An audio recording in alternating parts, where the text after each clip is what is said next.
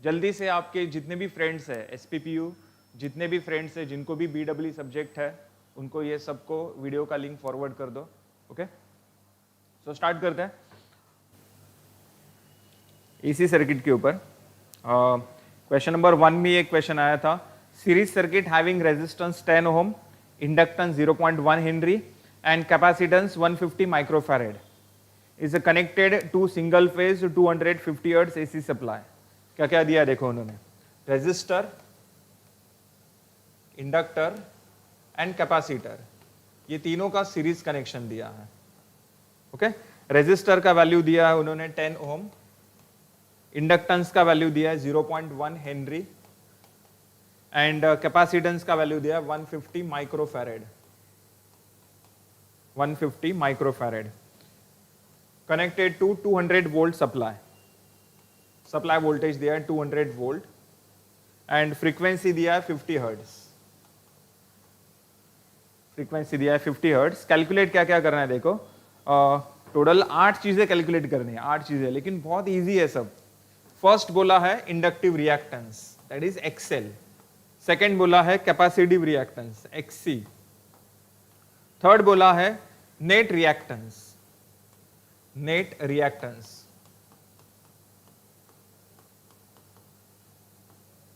Next बोला है impedance. Next है करंट। सिक्स्थ बोला है पावर फैक्टर। सेवेंथ बोला है एक्टिव पावर एंड एट्थ बोला है reactive power, that is Q। ऐसे 8 चीजें कैलकुलेट करने हैं। 8 मार्क का क्वेश्चन है ये, मतलब एक कैलकुलेशन के लिए 1 मार्क है। मेरे हिसाब से ये 8 मार्क जो है ये फ्री में मिलने वाला मार्क है, 8 आउट ऑफ 8 मिलना ही चाहिए। बस आपको इसके लिए कैलकुलेटर अच्छे से ऑपरेट करना है। कैलकुलेटर अच्छे से ऑपरेट मतलब क्या, मल्टीप्लिकेशन, एडिशन, डिवीजन, बस यही करना है, बेसिक लेवल का मैथमेटिक्स है। ओके चलो, सो आगे बढ़ते हैं फिर। एक सेकेंड है सिर्फ, मेरा मोबाइल स्विच ऑफ होने से पहले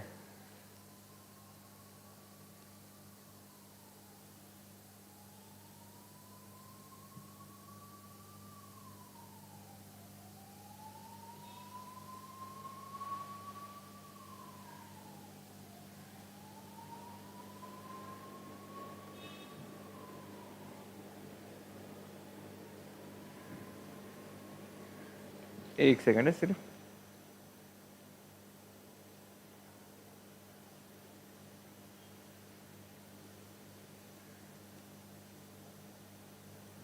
यस, चलो तो स्टार्ट कर रहा हूं मैं। फॉर्मूलेज एक बार अच्छे से देखो क्या क्या है। एक्सेल के लिए फॉर्मूला है 2πfl। 2π, f का वैल्यू कितना है 50, फ्रीक्वेंसी दिया, एंड l का वैल्यू दिया है 0.1 हेनरी। सो एक्सेल का आंसर आप लोग मुझे बता सकते हो। फिर उसके बाद xc is equals to formula होता है 1/2πfc। So 1 divide by 2πf, f frequency दिया है 50 hertz and c is capacitance. Capacitance का वैल्यू दिया 150 माइक्रो, माइक्रो मतलब 10⁻⁻⁶ है ना। So 150 into 10⁻⁻⁶। देखो आपको क्या क्या याद रखना है। मिली मतलब क्या होता है 10⁻⁻3, माइक्रो मतलब 10⁻⁻6, नैनो मतलब 10⁻⁻9 एंड पिको, पिको मतलब 10⁻⁻12। तो ये सब आपको अच्छे से याद रखना है, milli, micro, nano and pico. Okay चलो नेक्स्ट, XC का आंसर आप लोग मुझे बता सकते हो कितना आ रहा है। फिर उसके बाद नेट रिएक्टेंस बोला है। तो नेट रिएक्टेंस, ये जो सीरीज कनेक्शन है इसका इंपीडेंस पहले मुझे बताओ कितना आएगा। Impedance Z bar is equals to R plus JXL minus JXC, JXL minus JXC। ये दोनों में देखो J कॉमन है, so R plus J in bracket XL minus XC। क्या करेंगे यहां पर, XL माइनस XC। सब्ट्रैक्शन करेंगे एक्सएल एंड एक्सी का सब्ट्रैक्शन, क्योंकि एक्सएल जो है वो पॉजिटिव इमेजिनरी होता है, एक्सी जो है वो निगेटिव इमेजिनरी होता है। ये दिमाग में हमेशा फिट रखो, एक्सी कभी पॉजिटिव इमेजिनरी नहीं हो सकता, वो हमेशा निगेटिव इमेजिनरी रहेगा। एक्सएल जो है वो पॉजिटिव इमेजिनरी है। ओके, आर का वैल्यू तो हमें पता है 10। एक्सएल एक्सी आप लोग मुझे बताने वाले हो कितना आ रहा है answer fast. Sorry Pradeep, mobile देना तुझे।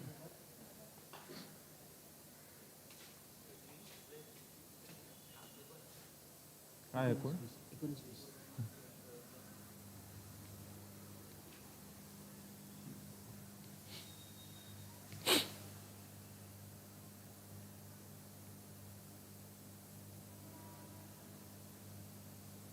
चलो तो आंसर चेक करो, 2 पाई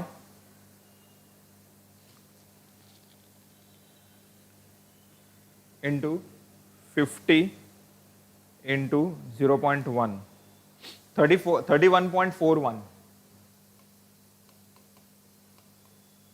ये मिल गया आपको इंडक्टिव रिएक्टेंस एक्सएल।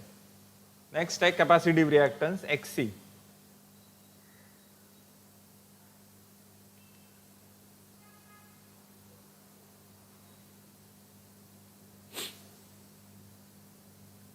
सो नेक्स्ट है 1 divide by 2 pi into 150 into 50 into 10⁻⁻⁶.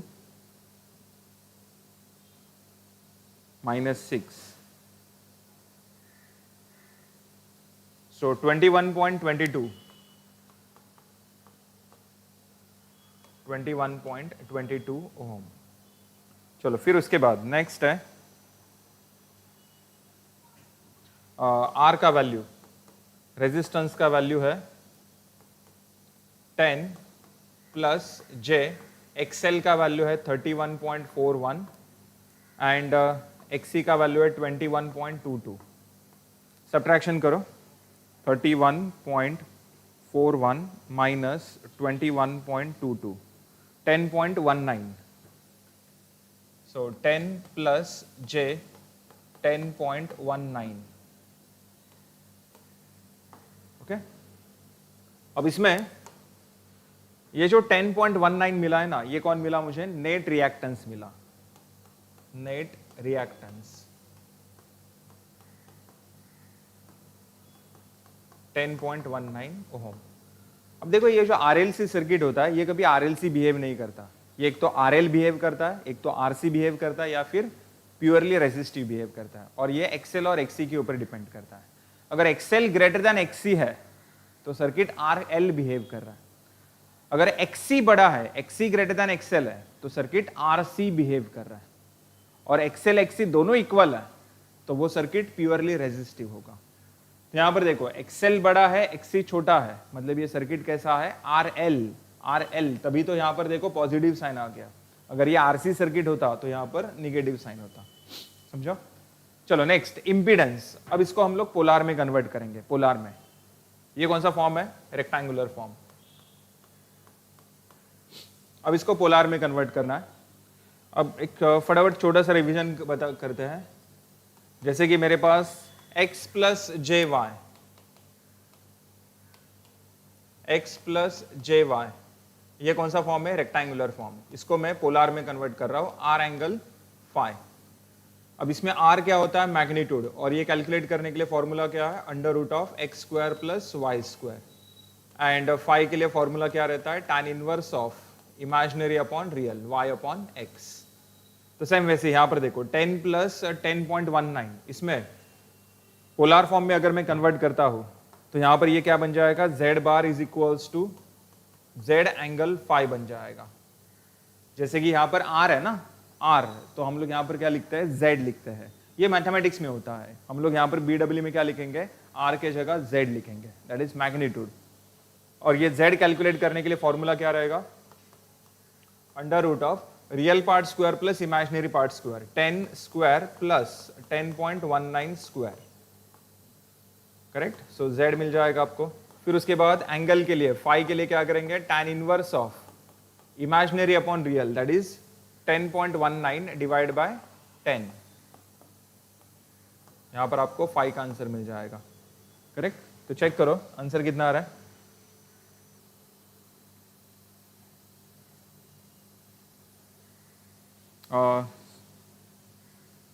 Square root of 10 square plus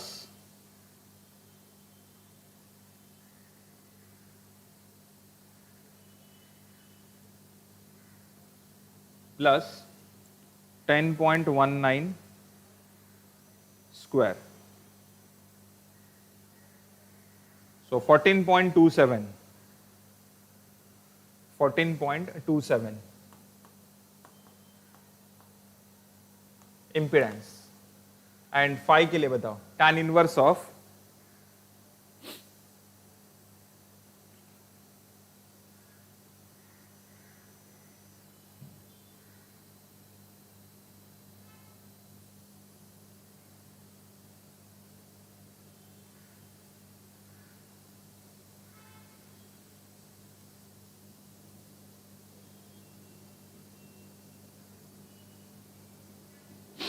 56.22। जल्दी से रिप्लाई चाहिए। 5 का आंसर कितना आ रहा है?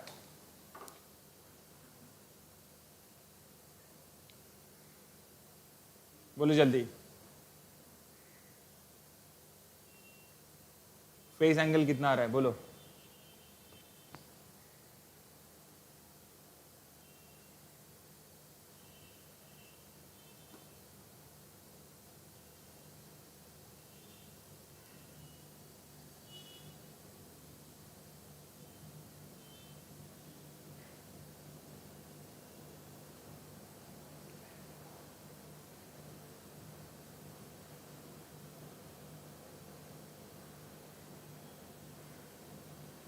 फोर्टी 45.53।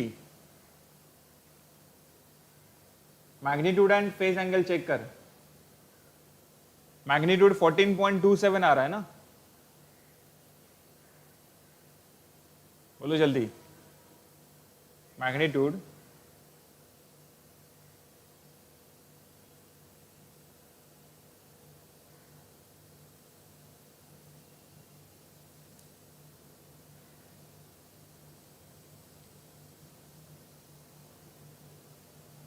चलो फेस एंगल का value tan inverse of imaginary upon real.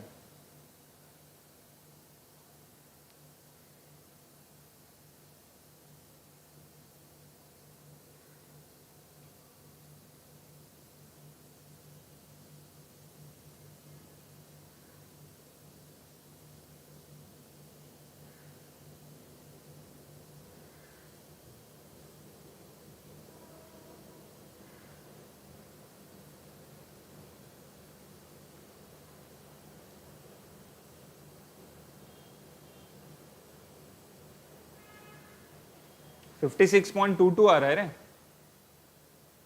56.22 tan inverse imaginary upon real, या 45.53 आ रहा है।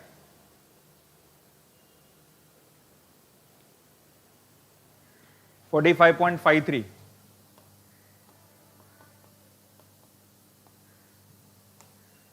एक्चुअली मेरे पास अभी कैलकुलेटर नहीं है इसलिए ऐसा थोड़ा प्रॉब्लम हो रहा है। आप लोग के पास है लेकिन कैलकुलेटर। सो मैग्नीट्यूड आ गया 14.27 एंड फेस एंगल आ गया 45.53। अब देखो क्या क्या हमने यहाँ पर सॉल्व किया। एक्सेल हो गया, एक्सी हो गया, नेट रिएक्टेंस हो गया, इम्पीडेंस हो गया। इम्पीडेंस 14.27। करंट कैलकुलेट करना है। सो करंट के लिए हम लोग ओम्स लॉ यहाँ पर अप्लाई कर सकते हैं।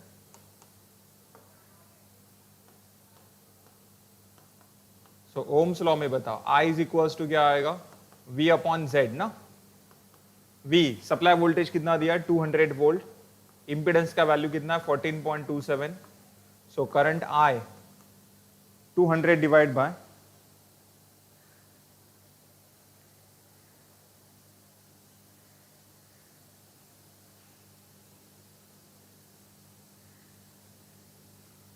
200 divided by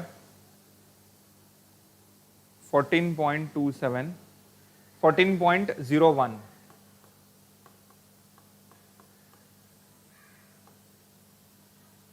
करेक्ट। चलो करंट भी हो गया अपना। नेक्स्ट है पावर फैक्टर। नेक्स्ट है पावर फैक्टर। पावर फैक्टर के लिए फॉर्मूला है cos phi, cos 45.53। so power factor cos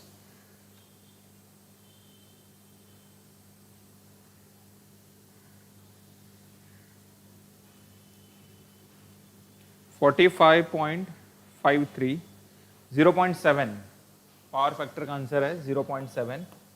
जब भी आप लोग पावर फैक्टर कैलकुलेट करते हो तब उसके आगे नेचर लिखना मत भूलो। पावर फैक्टर एक तो लैगिंग होता है, एक तो लीडिंग होता है, या फिर यूनिटी होता है। अगर आपका सर्किट आरएल बिहेव कर रहा है तो lagging power factor, RC behave कर रहा है तो लीडिंग पावर फैक्टर, और अगर प्योरली रेजिस्टिव बिहेव कर रहा है तो यूनिटी पावर फैक्टर। यहां पर अपना सर्किट आरएल बिहेव कर रहा है, आरएल मतलब लैगिंग पावर फैक्टर हुआ, लैगिंग। अब ये मुझे कैसे पता चला आरएल बिहेव कर रहा है? क्योंकि यहाँ पर एक्सएल बड़ा एक्सी छोटा आ गया ना, एक्सएल बड़ा है एक्सी छोटा है, सो ये आरएल बिहेव कर रहा है, so lagging power factor. Okay, चलो पावर फैक्टर भी अपना कंप्लीट हो गया। अब लास्ट बच गया active power and reactive power. Active reactive power calculate करने के लिए फॉर्मूला याद करो। Active power P is equals to V I cos phi. V का वैल्यू कितना है 200, I का वैल्यू कितना दिया है 14.01, एंड कॉस फाई का वैल्यू कितना है 45.53। करेक्ट। सो यहां पर P कैलकुलेट कर सकते हो आप लोग। सो P कैलकुलेट करना है 200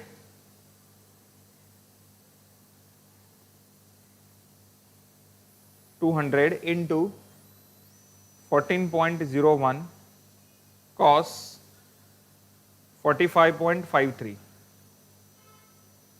1962.9 वाट। नेक्स्ट है reactive power. Q is equals to V I sine phi. बस कॉस के जगह साइन लिखना है।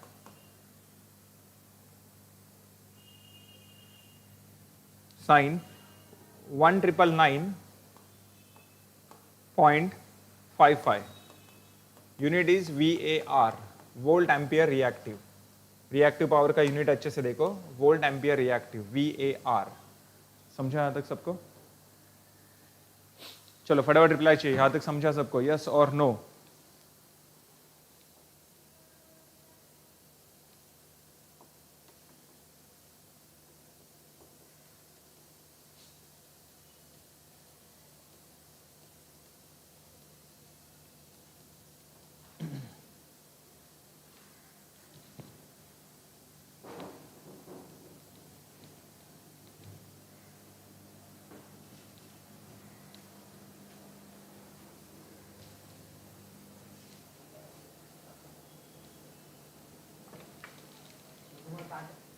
मी तुला तुझा मोबाईल कोण? तुझा मोबाईल त्याच्यात मी PDF पाठवली पाठवली।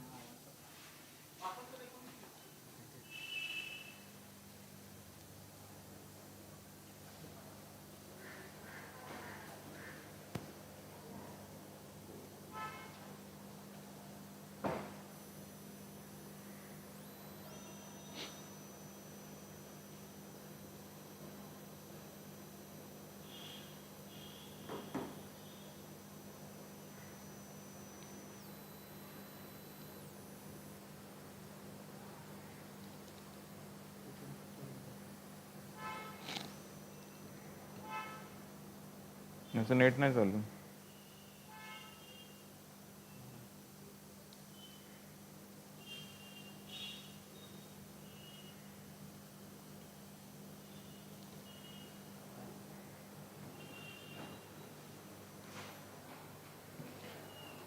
चलो नेक्स्ट क्वेश्चन पर जाते हैं फिर।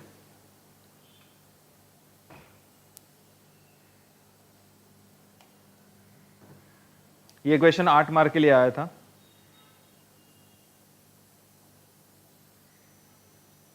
नेक्स्ट और एक क्वेश्चन आया था, वो भी 8 मार्क के लिए आया था।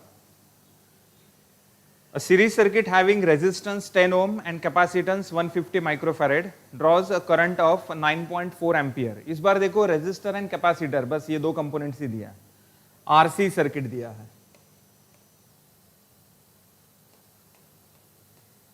आरसी सर्किट, रेजिस्टेंस का वैल्यू दिया है 10 एंड कैपेसिटेंस का वैल्यू दिया है 150 माइक्रोफैरेड।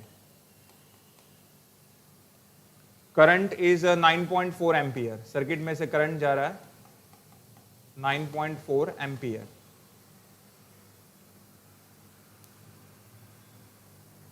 एंड 50 हर्ट्ज सप्लाई दिया, सप्लाई वोल्टेज दिया नहीं है लेकिन फ्रीक्वेंसी दिया है, लेकिन वोल्टेज का वैल्यू पता नहीं है कितना है। क्या क्या कैलकुलेट करना है देखो, फर्स्ट है कैपेसिटिव रिएक्टेंस XC, सेकंड बोला है impedance that is Z, third बोला है पावर फैक्टर, फोर्थ बोला है सप्लाई वोल्टेज, देन फिफ्थ बोला है active power that is P, and sixth बोला है reactive power Q। Okay, 8 mark का क्वेश्चन है ये। नेक्स्ट आरसी सर्किट है, so XC is equals to, formula है 1/2 pi FC, 1 divide by 2 pi, F is 50 and C is 150 microfarad, that is 150 into 10 raised to minus 6। so XC का value आप लोग calculate कर सकते हो। Then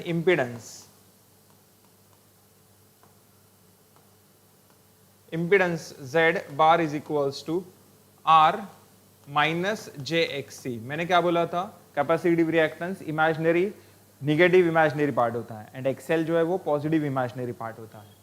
so R minus JXC, इसमें से R का वैल्यू है 10 माइनस JXC का वैल्यू कैलकुलेट करो पहले।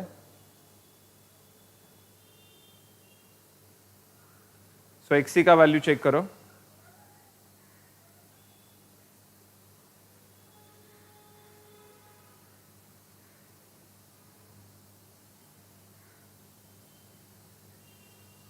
uh, 1 divided by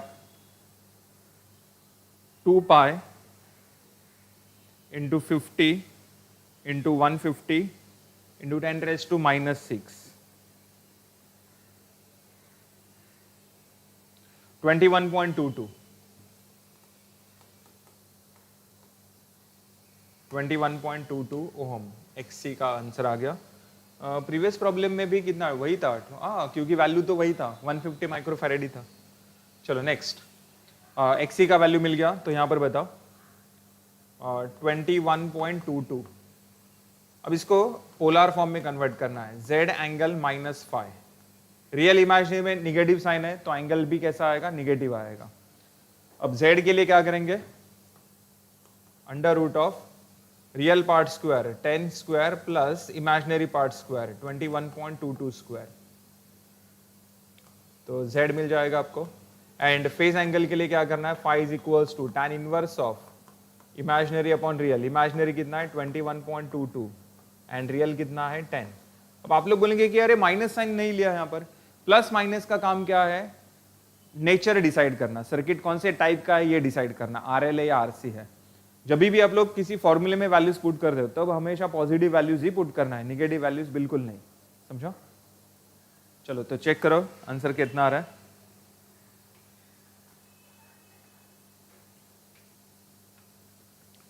so square root of 10 square plus 21.22 square, so 23.45, Z is equals to 23.45 ohm. Impedance मिल गया मुझे यहां पर। And phase angle, phase angle आप लोग मुझे बताओ, फेज एंगल आप लोग मुझे बताओ, क्योंकि मोबाइल कैलकुलेटर में फेज एंगल आप लोग बताओ, क्योंकि मोबाइल कैलकुलेटर में कुछ अलग ही आंसर आ रहा है।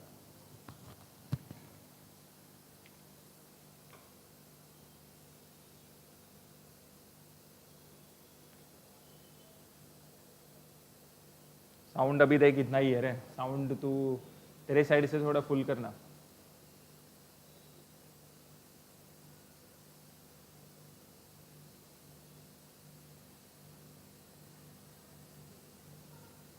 64.76, 5 फेज एंगल आ गया 64.76।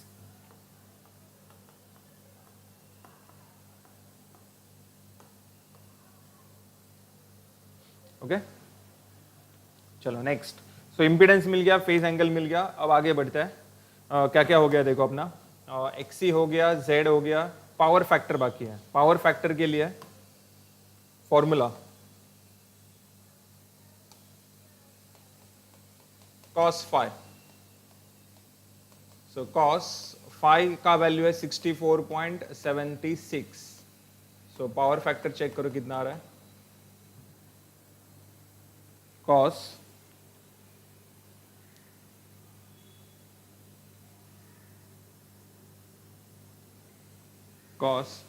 64.76, so 0.426, 0.426। चलो फिर उसके बाद वोल्टेज, ओम्स लॉ अप्लाई करेंगे यहां पर।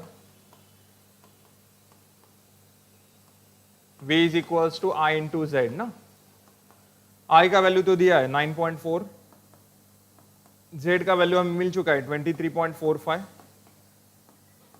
सो यहां पर वोल्टेज कैलकुलेट कर सकते हैं।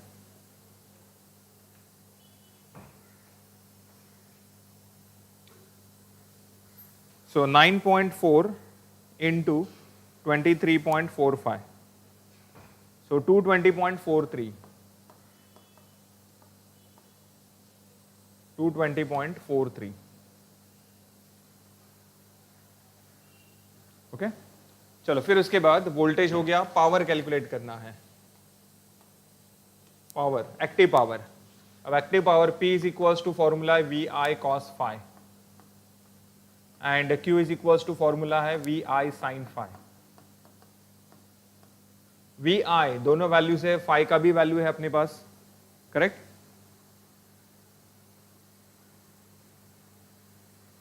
चेक करो, VI that is 220.43 into I का वैल्यू है 9.4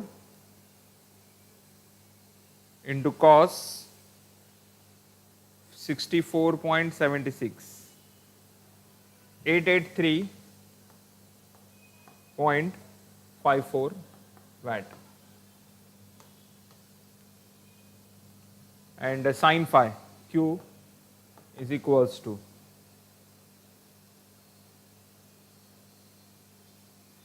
1874.22, 1874.22 VAR, volt ampere reactive. Okay, 8 mark का क्वेश्चन है ये।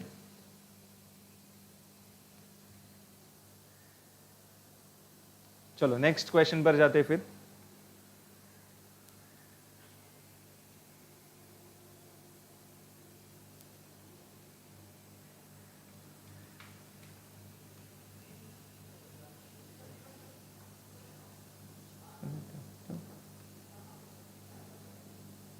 चलो नेक्स्ट क्वेश्चन पर जाते हैं। अब इसमें देखो थ्री पार्ट भी आया है, जैसे कि derive EMF equation of single phase transformer. अब इसका सॉल्यूशन जो है वो आपको नोट्स में तो मिल ही जाएगा, प्लस डिस्क्रिप्शन बॉक्स में देखो लास्ट मिनट रिवीजन वाले लास्ट मिनट रिवीजन जो लेक्चर्स हुए थे मुंबई यूनिवर्सिटी के लिए, 4 लेक्चर्स हुए थे, चारों लेक्चर का एक मैंने प्लेलिस्ट बनाया और उस प्लेलिस्ट का लिंक डिस्क्रिप्शन बॉक्स में अवेलेबल है। देखो लास्ट मिनट रिवीजन करके, सो उसमें जाओगे तो वहां पर ट्रांसफॉर्मर का जो लेक्चर है, लास्ट लेक्चर जो 4th लेक्चर हुआ था, उसमें मैंने स्टार्टिंग में ही ईएमएफ इक्वेशन का डेरिवेशन एक्सप्लेन किया है, वो आप लोग देख सकते हो। ओके, नेक्स्ट अब उसमें देखो और एक क्वेश्चन आया था, derive the relation between phase voltage, line voltage, phase current, line current in case of balance star connected 3-phase inductive load. Assume phase sequence RYB, draw the circuit diagram and necessary phasor diagram. 8 mark का derivation है ये। अब इसका भी solution आपको कहां पर मिलेगा? थ्री फेज सर्किट का जो लेक्चर लिया था, लास्ट मिनट रिवीजन में जाना है, लास्ट मिनट रिवीजन में थ्री फेज का जो लेक्चर हुआ था उसमें मैंने स्टार का डेरिवेशन एक्सप्लेन किया हुआ है, स्टार का। ओके उसमें सबसे पहले सर्किट डायग्राम ड्रॉ किया है, फिर उसके बाद relation between line current phase current, then relation between line voltage phase voltage, फिर उसके बाद फेजर डायग्राम ड्रॉ किया, and then active power, reactive power, apparent power, तीनों पावर मैंने वहां पर एक्सप्लेन किए फॉर स्टार। तो ये दोनों थ्योरी क्वेश्चन के आंसर्स आपको वो वीडियो में मिल जाएंगे, समझा। तो अभी का ये लेक्चर खत्म होने के बाद इमीडिएटली आप लोग वो लास्ट मिनट रिवीजन वाले लेक्चर्स अच्छे से देखो, 4 लेक्चर्स हुए थे, उतना भी अगर आप लोग करके जाते हो तो भी आप लोग मिनिमम 50-60 मार्क्स इजीली ला सकते हो, इजीली, समझा। चलो नेक्स्ट, और इसमें देखो बस ऐसे ही टाइप के बेसिक लेवल के क्वेश्चंस है।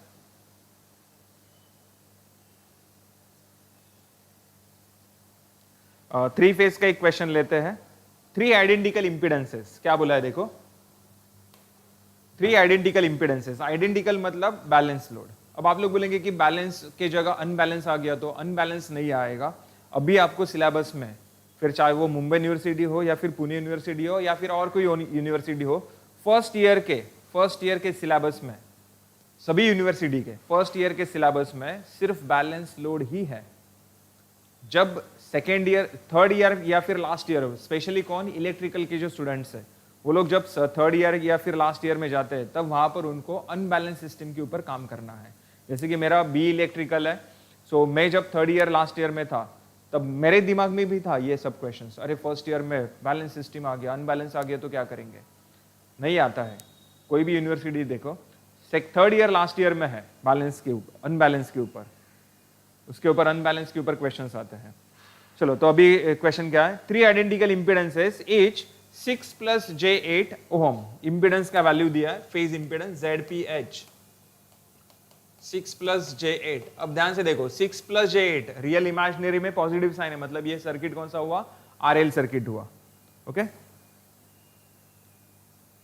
RL circuit, are connected in star, are connected in star, star connection दिया है। फिर उसके बाद three phase 400 volt 50 hertz supply, 400 volt 50 hertz supply. Determine phase voltage, क्या क्या फाइंड करना है देखो,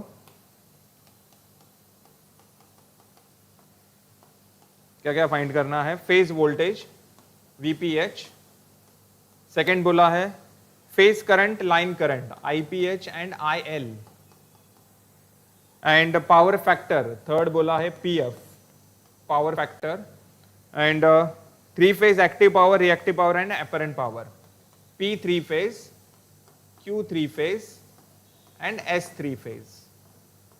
ओके, ये सब वैल्यूज मुझे कैलकुलेट करने के लिए बोला है। चलो तो स्टार्ट कर रहा हूं मैं। ZPH bar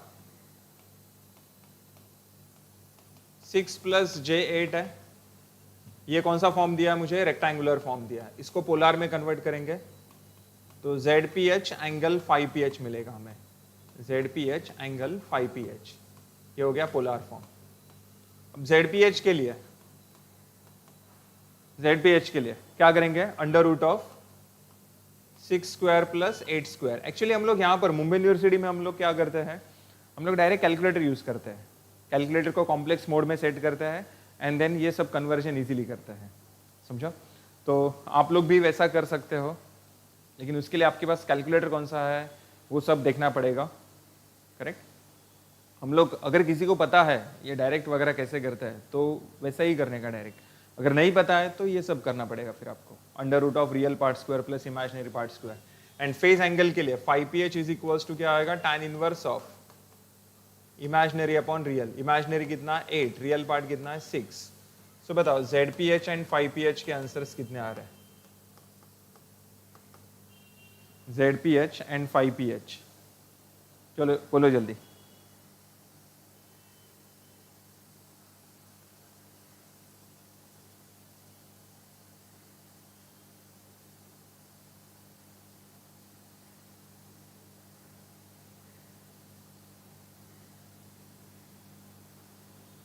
So under root of 6 square plus 8 square.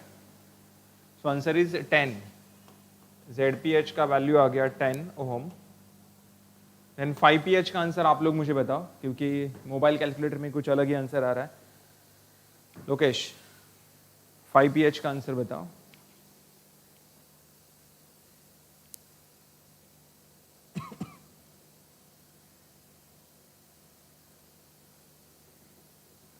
Yes, 53.13.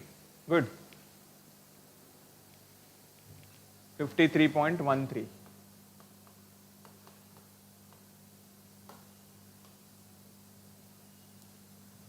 Clear? ZPH हो गया, 5pH हो गया. अब इसके आगे स्टार कनेक्शन बोला है ना. 3 फेज सर्किट में 2 कनेक्शंस होते हैं, एक होता है स्टार और एक होता है डेल्टा, और उनके रिलेशंस आपको अच्छे से पता होना चाहिए. स्टार में line current, phase current, line voltage, phase voltage में क्या रिलेशन है, सेम वैसे ही डेल्टा में क्या रिलेशन है. तो वो सब डेरिवेशन आपको वो वीडियो में मिल जाएगा. समझो. तो स्टार कनेक्शन में देखो IL इज इक्वल्स टू क्या होता है, IPH होता है, and VL is equals to क्या होता है, VPH होता है. VL is equals to VPH. Clear?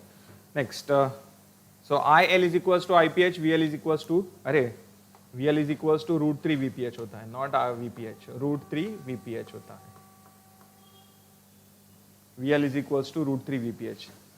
चलो नेक्स्ट. अब IL, IPH, VL, VPH, ये चार में से आपके पास कौन सा वैल्यू है? आपके पास VL का वैल्यू है. ये बात दिमाग में फिट करके रखो.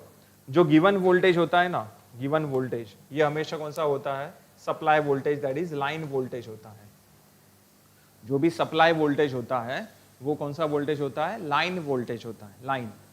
तो यहां पर देखो IL, IPH, VL, VPH, ये चार में से आपके पास VL का वैल्यू है, मतलब VPH कैलकुलेट कर सकते हैं. VPH, so VPH is equals to क्या आएगा, या VL डिवाइड बाय √3 ना. VPH is equals to VL divide by √3. VL का वैल्यू कितना है, 400. सो 400 डिवाइड बाय √3. चेक करो, 400 divide by √3.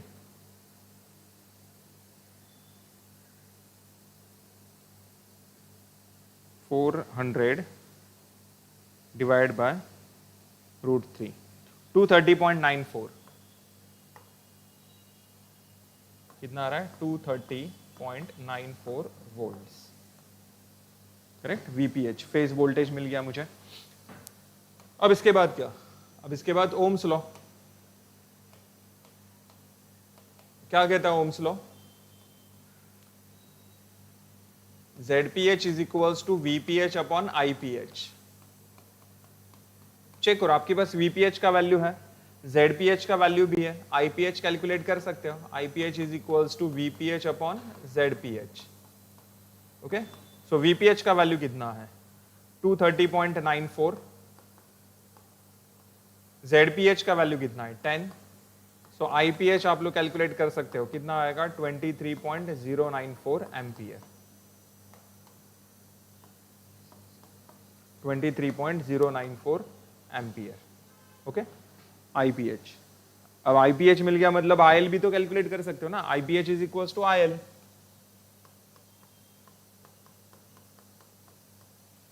So IL is equals to 23.094 ampere. Okay. चलो नेक्स्ट. आज 7 व्यूअर्स, सिर्फ 7 लोग देख रहे हैं. चलो अभी 12 हो गया. आज से 15 दिन पहले जब मुंबई यूनिवर्सिटी का लास्ट मिनट रिवीजन लेक्चर चालू था, तब लाइव लेक्चर में, किसी ने देखा है पता नहीं, 1000 क्रॉस हुआ था. 1000. एंड एवरेज की अगर बात करेंगे तो एवरेज व्यूअर जो थे वो 800 900 एवरेज व्यूअर्स रहते ही थे मुंबई यूनिवर्सिटी के टाइम. लेकिन आज उसका 1% भी नहीं है. समझो.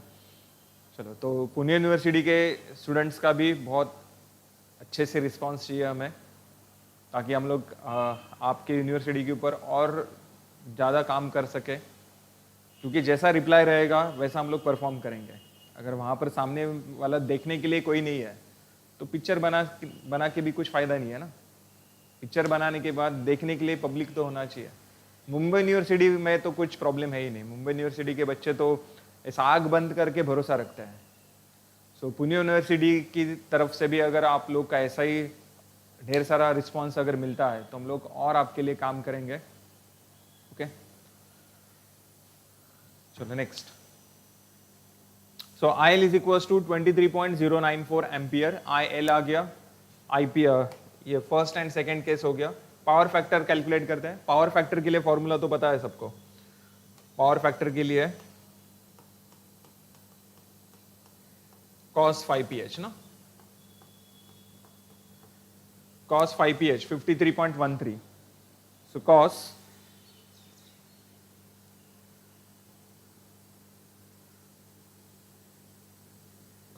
53.13, 0.6 पावर फैक्टर आ गया 0.6, एंड नेचर क्या लिखेंगे, लैगिंग। नेचर क्या होगा इसका, लैगिंग। मुझे कैसे पता चला लैगिंग नेचर है, क्योंकि यहाँ पर रियल एंड इमेजिनरी दोनों के बीच में पॉजिटिव साइन है। पॉजिटिव साइन है मतलब ये RL सर्किट है, RL में लैगिंग नेचर होता है, RC है तो लीडिंग नेचर आएगा। करेक्ट। चलो नेक्स्ट आगे बढ़ते हैं।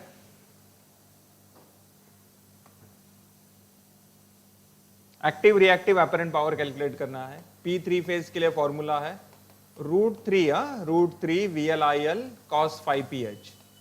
अब ये √3 कैसे आया ये आपको डेरिवेशन देखने के बाद पता चलेगा। थ्री फेज में फॉर्मूला होता है √3 एंड नॉर्मल जो सर्किट है उसमें फॉर्मूला होता है VI cos phi, VI sin phi, लेकिन थ्री फेज में √3 आता है आगे।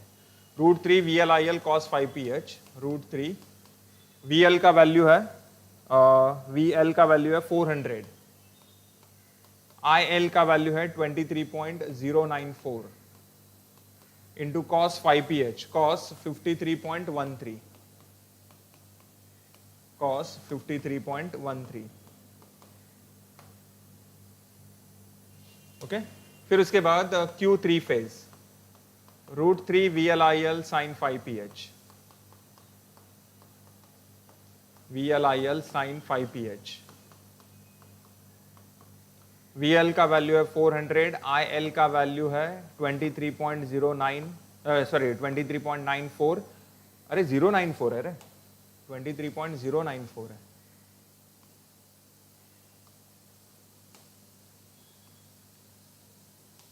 ये भी 23.094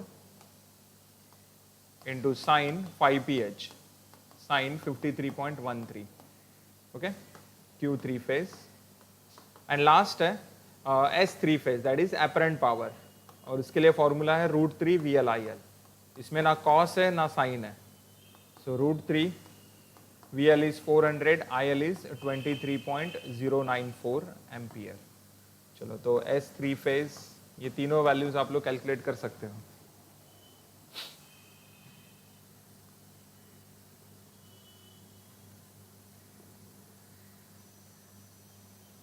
चलो तो कैलकुलेशन चेक करो। 400 √3 into 400 into 23.094,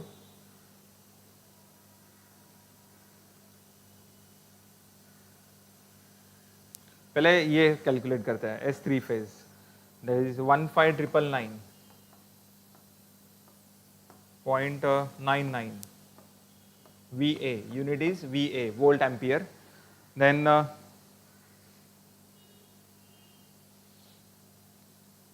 cos 53.13 √3 9600.01 watt, and next है reactive power 12799.97 VAR, volt ampere reactive। Okay, तो ये भी क्वेश्चन 8 मार्क के लिए पूछा गया है, 8 मार्क के लिए। तो देखा जाए तो क्वेश्चंस जो है वो बहुत इजी है। मुंबई यूनिवर्सिटी के साथ कंपेयर करेंगे, पुणे यूनिवर्सिटी के क्वेश्चंस बहुत इजी है, स्ट्रेट फॉरवर्ड है। प्लस पॉइंट ये है कि स्ट्रेट फॉरवर्ड है, घुमा फिरा के आपको क्वेश्चन नहीं पूछा है, कंफ्यूज करने वाले क्वेश्चंस नहीं है, डायरेक्ट जो बोला है वो कैलकुलेट करना है, समझा। तो आज हमने देखो एसी, थ्री फेज, डीसी सभी के हमने एक एक क्वेश्चन सॉल्व किए। आपके प्रीवियस ईयर क्वेश्चन पेपर के क्वेश्चंस हमने सॉल्व किए। तो अभी कल आपका एग्जाम है, जितना हुआ है उतना और अच्छा करने की कोशिश करो। कोई भी लास्ट मोमेंट में नए टॉपिक को हाथ मत लगाओ। नए टॉपिक को हाथ लगाओगे उसमें टाइम वेस्ट हो जाएगा, समझ में आएगा नहीं आएगा, कॉन्फिडेंस लूज हो जाएगा आपका। इसलिए जो हुआ है उसको और बेहतर बनाओ और अच्छे से बनाओ, प्रैक्टिस करो, लिख के देखो। और सबसे इंपॉर्टेंट प्रेजेंटेशन, एग्जाम के टाइम प्रेजेंटेशन तुम लोग का एक्सेलेंट लेवल का होना चाहिए। देखते ही वो एग्जामिनर को प्यार होना चाहिए कि अरे क्या मस्त लिखा है, ये इंसान को मैं रियल लाइफ में मिलना चाहता हूँ। ऐसा उसका फीलिंग होना चाहिए कि ये आदमी को मैं 100% मिलना चाहता हूँ। लाइफ में कुछ भी हो जाए मैं इसको ढूंढ के निकालूंगा, ये ऐसा उसके मन में जब होगा ना, ऐसा फीलिंग आएगा, तब देखो first impression is last impression. देखते ही अरे हाँ एक्सेलेंट प्रेजेंटेशन है। और उससे होता क्या है, आपने लिमिटेड लिखा है ना तो भी अच्छा मार्क मिलता है। नहीं तो सीनियर बोलते हैं अरे तू 80 का लिखेगा, 90 का लिखेगा तब तुझे 30-40 मिलेगा। ऐसा क्यों बोलते हैं? क्योंकि प्रेजेंटेशन खराब है ना। मेरा एक इंजीनियरिंग में एक M5 करके सब्जेक्ट था, मैथ्स 5 करके, सेमेस्टर 5 का। उसमें मेरा अटेम्प्ट था 44 मार्क्स का, पासिंग था 40 को, मेरा अटेम्प्ट था 44 का। और मुझे रिजल्ट मिलने के बाद पता चल गया मुझे एग्जैक्ट 44 मार्क्स मिला है। मेरा जितना अटेम्प्ट था उतना ही मार्क मिला। और मैं फुल कॉन्फिडेंट था कि दुनिया का कितना भी खड़ूस एग्जामिनर आने दो, मुझे 44 मार्क्स तो 100% मिलने वाला है। समझा? तो एग्जाम के टाइम ही तुम लोग को पता चलना चाहिए कि मार्क कितना मिलने वाला है, पास होने वाला हो, फेल होने वाला हो। रिजल्ट तक वेट करने की जरूरत नहीं पड़नी चाहिए। समझा? तो मेरे हिसाब से जितना हुआ है आपका उतना अच्छे से करने की कोशिश करो। रिवीजन सबसे इंपॉर्टेंट है। रिवीजन, एक पेज पर फॉर्मूलेज वगैरह सब अच्छे से लिख के निकालो। चेक करो कोई फॉर्मूला हम लोग मिस तो नहीं कर रहे हैं, या फिर किसी फॉर्मूले को हम लोग आज तक कुछ और समझ रहे थे, एक्चुअल में कुछ और है, वो भी एक बार अच्छे से देखो। सो फॉर्मूले का लिस्ट एक बार प्रिपेयर करो। समझा? और फुल कॉन्फिडेंस के साथ एग्जाम को जाना है। प्रेजेंटेशन एक्सेलेंट लेवल का रखना है। ओके, मेरी तरफ से, आरकेडमी के हर मेंबर की तरफ से आपके एग्जाम के लिए बहुत बहुत शुभकामनाएं। Thank you very much, best of luck. हम लोग मैकेनिक्स के दिन भी ऐसे ही मिलेंगे। मैकेनिक्स का जो पेपर है आपका ट्यूसडे को है मैकेनिक्स का पेपर। सो मंडे के दिन भी मैं ऐसे ही एक लेक्चर अरेंज करूंगा मैकेनिक्स के लिए। Okay, so thank you very much. आप लोगों ने इतना प्यार दिया, इतना भरोसा रखा हम लोग के ऊपर। मिलते हैं फिर मंडे को मैकेनिक्स के लिए। Thank you very much.